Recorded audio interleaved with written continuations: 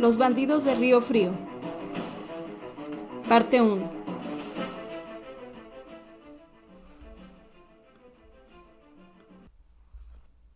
Capítulo 1. Santa María de la Ladrillera. En el mes de abril del año de 1800 y tantos, apareció en un periódico de México el siguiente artículo. Caso rarísimo, nunca visto ni oído. En un rancho situado detrás de la cuesta de Barrientos, que según se nos ha informado, se llama Santa María de la Ladrillera, tal vez porque tiene un horno de ladrillo, vive una familia de raza indígena, pero casi son de razón. Esta familia se compone de una mujer de cosa de 35 años, de su marido, que es el dueño del rancho, que tendrá más de 40, y de un muchacho de 10, huérfano. Las gentes de Tlanepantla dicen que esa familia es descendiente del gran emperador Moctezuma II y que tiene otras muchas tierras que se ha cogido el gobierno, así como la herencia que importa más de 100,000 pesos. Son gentes muy raras, que se llevan muy poco con los vecinos, pero todo esto no es nada en comparación de lo que va a seguir. La mujer, que se llama Doña Pascuala, hará justamente 13 meses en el día de San Pascual Bailón que salió grávida. No se sabe si de un niño o de una niña, porque hasta ahora no ha podido dar a luz nada. Sin embargo, la presunta madre se porta muy bien. Come con apetito, duerme 12 horas y está muy contenta. Y solamente le incomoda el vientre, que le crece cada día más, de modo que si esto no tiene compostura, va a reventar. El marido, alarmado, ha mandado llamar al doctor Codorniu, que dicen es un prodigio en medicina, y dicen también que el doctor dijo que en su vida había visto caso igual. Lo que va dicho lo sabemos de buena tinta por diversos conductos, y los indios que vienen de Cuautitlán lo saben y lo cuentan azorados a todo el mundo. Seguían a estas líneas diversas reflexiones sobre la maternidad, que no consignamos por no ser absolutamente indispensables para nuestra narración y porque no queremos que el naturalismo pase de los límites que permitan la moral y las exigencias sociales. 8 o 10 días después, apareció en el periódico oficial un párrafo que decía así: cuando un periódico que se publica en la capital ha dicho que el gobierno se ha cogido tierras y la herencia de los descendientes del emperador Moctezuma, ha faltado a la verdad. En cuanto los interesados presenten las pruebas, el gobierno está decidido a hacerles justicia. Hace cerca de 300 años de la conquista, y todos los días se están presentando diversas personas que dicen ser parientes muy cercanos del emperador de México, y el gobierno tiene que obrar con mucha circunspección, porque de lo contrario no bastaría el tesoro mexicano para pagar las pensiones de tanto heredero. En cuanto a la conseja con que termina el artículo, no la creemos y juzgamos que los editores del periódico citado se quisieron divertir con el público. Todo el mundo sabe la época en que las madres dan a luz a sus hijos y es inútil extenderse en otro género de observaciones. Sin embargo, el gobierno, que se afana por hacer el bien y la felicidad de la patria de Hidalgo y Morelos, ha dispuesto se adquieran informes directos del doctor Codorniu y que se ponga el caso en conocimiento de la universidad para que resuelva lo conveniente. Los redactores del periódico oficial, deseando tener cuantos datos fuesen necesarios para sostener una cuestión tan grave como nueva en los anales de la medicina y del bello sexo, y afirmarse más en la confianza del gobierno y en sus plazas de mucho lucro y poco trabajo, se pusieron de acuerdo y un domingo alquilaron unos buenos caballos y con el pretexto de cazar liebres o de hacer un saludable ejercicio, marcharon por el rumbo de Barrientos, logrando con no poco trabajo encontrar el rancho, visitarlo, hablar con la familia y conocer sobre todo a la presunta madre de uno o de más chicuelos, quienes, muy cómodos en su habitación, no tenían ni la menor voluntad de presentarse en público ni de ocupar un lugar entre los habitantes del mundo. Regresaron los entendidos periodistas ya de noche, satisfechos del resultado de su expedición, pero en el curso del tiempo hicieron en Tlanepantla y Cuautitlán diversas indagaciones con las autoridades y antiguos vecinos, hasta que se enteraron de cuánto era necesario para continuar y salir en la polémica que había suscitado el periódico a que nos hemos referido, y que de seguro pertenecía a la oposición o a los masones. De las fatigas, viajes y trabajos de tan apreciables publicistas, nos aprovechamos para dar a conocer a los lectores el rancho de Santa María de la Ladrillera y la familia que lo habitaba, porque es muy posible que tengamos que volver, después de algunos años, a esta propiedad que acontecimientos imprevistos hicieron hasta cierto punto célebre. Doña Pascuala era hija de un cura de raza española, nativo de Cuautitlán. En sus mocedades, se dedicó al comercio de maíz y también al de amores, resultando de lo primero que reuniese un pequeño capital, y de lo segundo, una robusta muchacha que vino al mundo sin grandes dificultades. No cumplía 15 años cuando su madre falleció. Tal pérdida lo disgustó de la vida, abandonó su comercio y el pueblo de su nacimiento, y se encerró en el colegio de San Gregorio a aprender latín lo bastante para poder decir misa. Por fin se ordenó de menores. Más adelante tuvo ya una coronilla bien rasurada y licencias para confesar y decir misa. Finalmente, y al cabo de ciertos años, logró ser cura de su pueblo y volvió a él con aplauso de cuantos le habían conocido como honrado y bueno de carácter. Su hija Pascuala no era, pues, una india, sino más bien de razón, pero de una manera o de otra servía de estorbo a un eclesiástico que no quería tener en su casa más que a la dama conciliaria. Aprovechó, pues, la primera oportunidad que se le presentó y la casó con el propietario del rancho de Santa María de la Ladrillera. El marido sí que era de raza india, pero con sus puntas de caviloso y de entendido, de suerte que se calificaba bien a estos propietarios cuando se decía que casi eran gentes de razón, y a este título se daba a Pascuala el tratamiento de doña y de don a Espiridión, el marido. Doña Pascuala no era fea ni bonita, morena, de ojos y pelo negro, pies y manos chicas, como la mayor parte de los criollos. Era, pues, una criolla con cierta educación que le había dado el cura y por carácter satírica y extremadamente mal pensada. Don Espiridión, gordo, de estatura mediana, de pelo negro, grueso y lacio, color más subido que moreno, sin barba en los carrillos y un bigote cerdoso y parado, sombreando un labio grueso y amoratado como un morcón. En una palabra, un indio parecido poco más o menos a sus congéneres. La familia se componía de los dos esposos, de una criada india de mediana edad que servía de cocinera, de recamarera y de todo lo que se ofrecía, y un muchachillo de 6 a 7 años, indito, no del todo feo y ya de razón, pues doña Pascuala lo enseñaba a leer para preparar su ingreso en la escuela municipal de Tlanepantla, que aprendiese el catecismo del padre Ripalda y las 4 reglas. En vida, su madre fue prima de una tía segunda de don Espiridión que se apellidaba Moctezuma.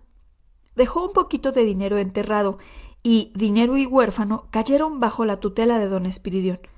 El muchacho era uno de los millares de parientes cercanos herederos del emperador azteca.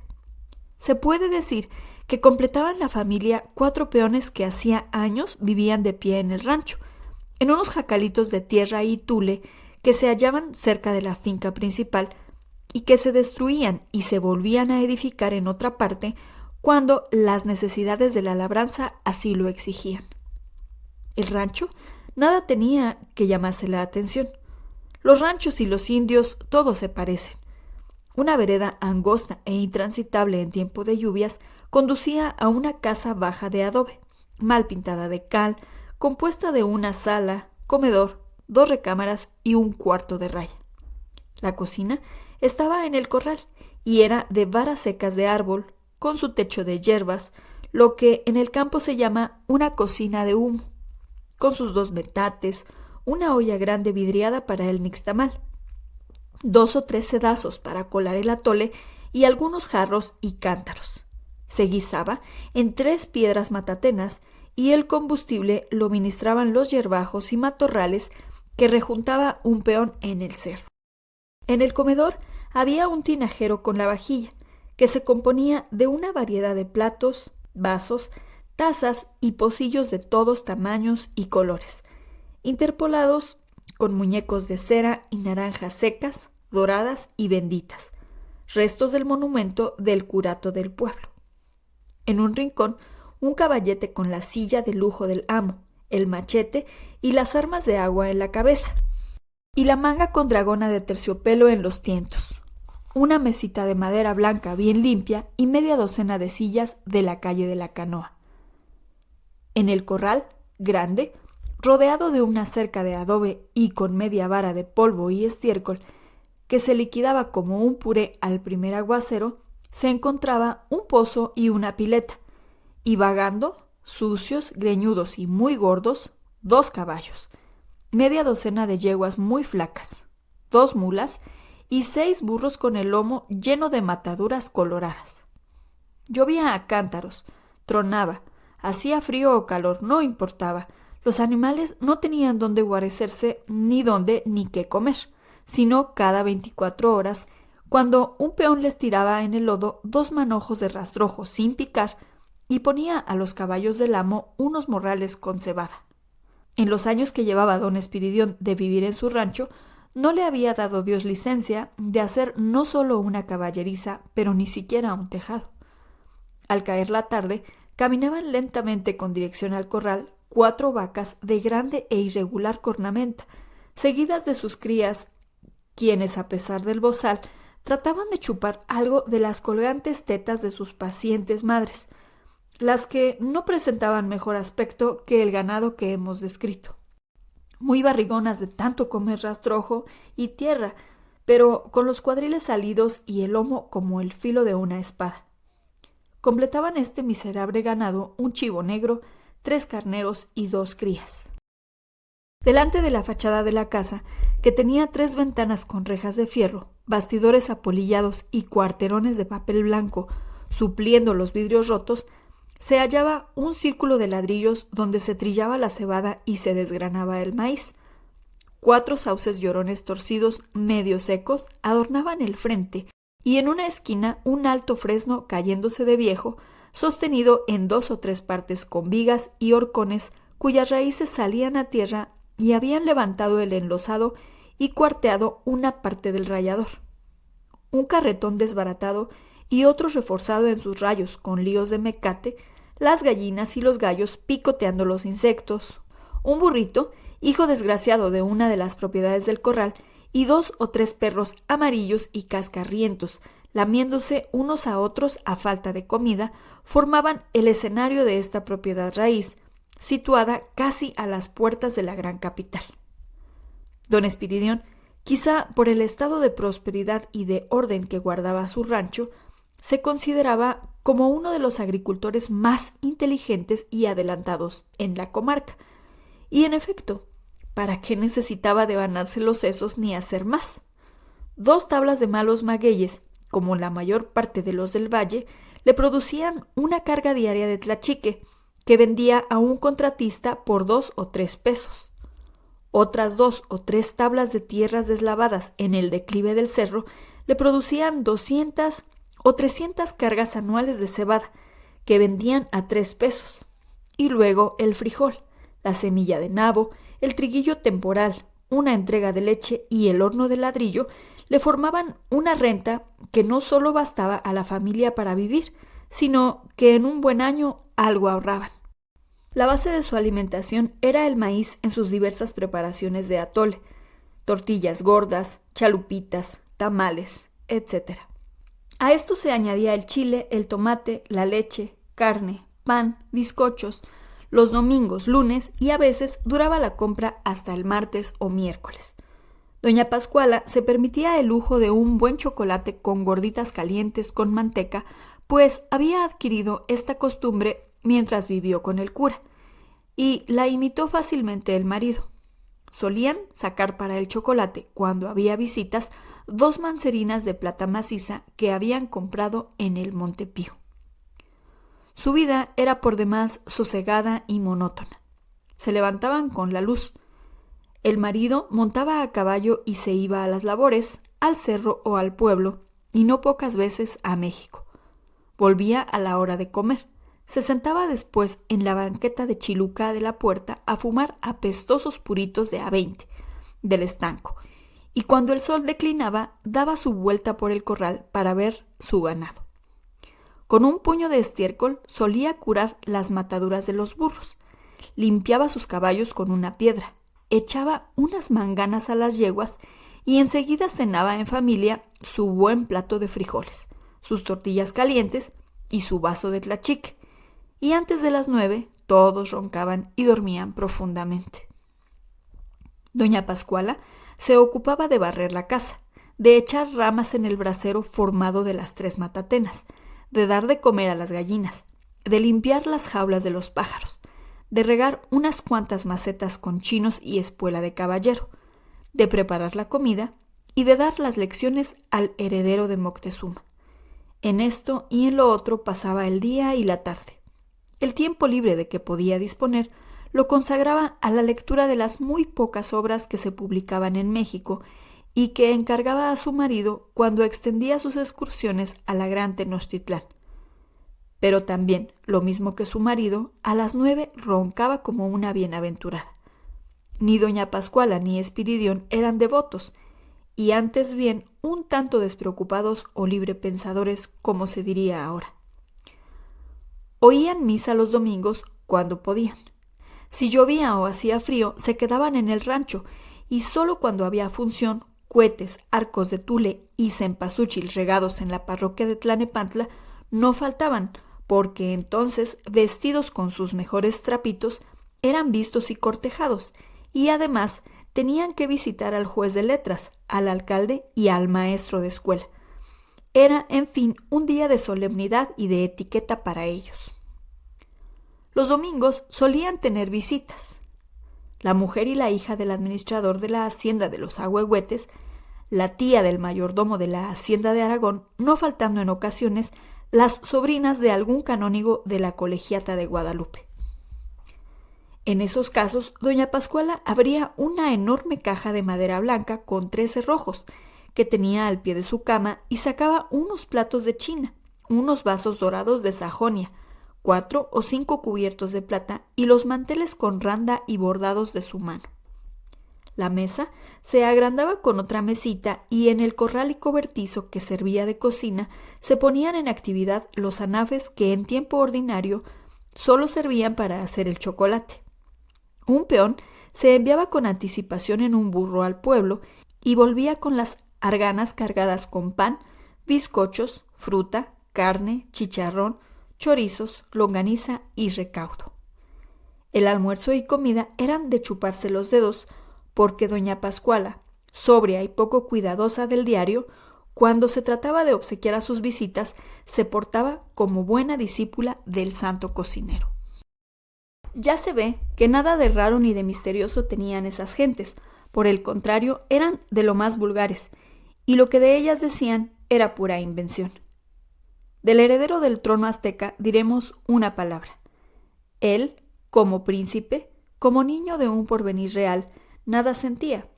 Estaba inconsciente de su grandeza y de su alto destino. Cuando doña Pascuala no lo obligaba a estudiar, pasaba su tiempo o en el cerro cogiendo lagartijas, sapos y catarinas, de las que tenía una abundante colección, o en el corral montándose en los burros y en las mulas. En la noche caía rendido. Entre sueños engullía sus frijoles y muchas veces se quedaba vestido en su cama. Doña Pascuala no quitaba el dedo del renglón. «Ya ven ustedes a Pascualito, que parece que no sabe quebrar un plato», decía invariablemente la buena señora en las grandes comidas de los domingos. «Pues ha de llegar a ser rey de México. A él le toca. Los que están en el gobierno no son más que usurpadores. Toda la tierra es de los indios, y una vez que se fueron los españoles, los indios han debido entrar a gobernar. Todas las haciendas y ranchos son de ellos. Cuando Pascualito entre a palacio a mandar, Espiridión será dueño de Cuamatla, de la lechería, de Chegaray y de todas estas haciendas. Pascualito se llamaba simplemente José, como la mayor parte de los indios, pero doña Pascuala le había dado su nombre. Como se ve, la señora del rancho, por la parte del marido, se inclinaba a la raza india y continuaba sus razonamientos en este sentido. Ya tenemos un licenciado muy leído y escribido que sigue el pleito contra el gobierno, y vamos a ganarlo, y hasta hemos recibido dinero para taparnos la boca. Ya verán ustedes cómo de la noche a la mañana cambiará nuestra suerte, y Espiridión será, cuando menos, juez de letras de Cuautitlán. Doña Pascuala creía a puño cerrado en esta tradición y hablaba con sinceridad. La mujer y la hija del administrador de los Ahuehuetes, que no eran de raza india, le contradecían y nunca se conformaban con sus opiniones, mientras que la familia del mayordomo de Aragón apoyaba y a veces se avanzaba hasta pedir que cuando don Espiridión fuese juez de letras u otra cosa más alta, promoviese el exterminio de la gente que se llama de razón. Solitos quedamos mejor, que el buey solo bien se lambe. En el fondo, doña Pascuala no carecía de razón. Para seguir el pleito del heredero de Moctezuma contra el gobierno, se habían valido de un licenciadillo vivaracho, acabado de recibir, que andaba a la casa de negocios y pleitos y que se llamaba Lamparilla. Era pariente del archivero general don Ignacio Cubas, empleado muy notable por sus conocimientos en las antigüedades y en su manejo de los papeles viejos, cedularios y libros desde los primeros tiempos de la dominación española. Cubas, que era entusiasta por Moctezuma, por Cuauhtémoc y por todo lo que le pertenecía a la raza y a la historia de los aztecas, proporcionó a Lamparilla la manera de compulsar las reales cédulas y pragmáticas de Carlos V y de la reina doña Juana, y concluyeron por desentrañar la historia de los descendientes del emperador de México y tener la clave de cosas curiosas que para todo el mundo eran un secreto. Con estas armas, la fe de bautismo de Pascualito y una información levantada en Ameca, de donde era originaria la familia, ocurrió Lamparilla al gobierno reclamándole cosa de $500,000 de pesos por la pensión atrasada, 6,000 pesos cada año por la corriente y la propiedad de todo el volcán Popocatépetl con sus bosques, aguas, barrancos, arenas, nieves, azufre y fuego interior, o en cambio de eso, una suma fabulosa de dinero. Cada sábado, Lamparilla alquilaba un caballo, salía de México a las 5 de la mañana y a las 7 estaba ya en el rancho de Santa María de la Ladrillera, desayunándose muy contento en compañía de doña Pascuala y de don Espiridión. Acabado el desayuno, sacaba de la bolsa un escrito en papel sellado, hacía que marido y mujer lo firmaran y a las 10 estaba de vuelta en la capital. El lunes, al tiempo de abrir las oficinas, se presentaba al Ministerio de Hacienda y, aunque tuviese que esperar horas enteras, entregaba personalmente su solicitud al mismo ministro, o cuando menos al oficial mayor. En el curso de la semana daba sus vueltas a saber el resultado o escribía 3 o 4 cartas. Después de meses de este manejo, Lamparilla inspiraba horror al ministro y a los empleados del ministerio. Era una persecución en regla. Se lo encontraban en las escaleras, en los corredores, en la mesa, en todas partes, y con mucha atención y cortesía les recomendaba su negocio y les suplicaba que se interesasen para la resolución de las 30 o 40 solicitudes que tenía presentadas. Aburridos, desesperados y no pudiendo matar, desterrar ni poner preso a Lamparilla, porque, en definitiva, no era más que el agente de uno de los muchos parientes de Moctezuma, concluían por interesarse por él, y el ministro, con tal de quitárselo de encima, le mandaba dar ya 100, ya 200 y a veces 500 pesos, que, lleno de satisfacción, ponía en manos de doña Pascuala. Ese día, en vez de caballos, alquilaba un coche y almorzaba en el rancho unas enchiladas y unos frijoles fritos que daba gusto. Los propietarios, por su parte, cumplían religiosamente y agasajaban a su licenciado. Los jueves a las 9 de la mañana, invariablemente también, llegaba a la estampa de Regina número 4, donde vivía Lamparilla, el peón y el burro con las consabidas arganas conteniendo un manojo de gallinas o un guajolote, una servilleta con 2 docenas de gorditas con manteca, lechuga, elotes en su tiempo, zanahorias, nabos, tomates y jitomates, y otra limpia servilleta con tamalitos cernidos. El día de su santo, además de esto, se añadía un platón de cocada cubierto con motitas y florecillas de listón verde y encarnado. En cada flor un escudito de a 2 pesos y en el centro una onza de oro. Además de esto, Lamparilla, cuando estaba arrancado, escribía cartitas a doña Pascuala pidiéndole ya 10, ya 20, ya 30 pesos. Nunca más.